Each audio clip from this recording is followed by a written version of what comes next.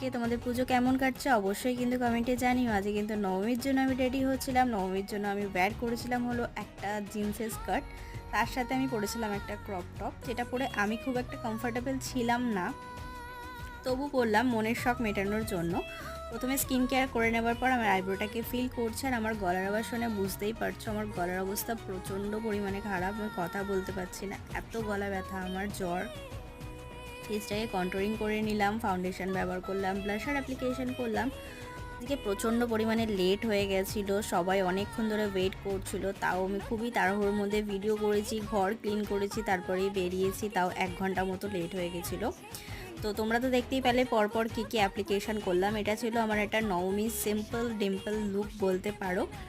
আমার তো মোটামুটি ভালো লেগেছে। আমার একটা ভুল হয়েছিল, এটা আমার গলায় ফাউন্ডেশন ব্যবহার করা হয়নি। আর দেখো তো মেকআপ লুকটা কেমন লাগছে। আমার কাছে কোনো হেয়ার স্টাইল ছিল না, তাই এরকম টাইপের হেয়ার করেই চলে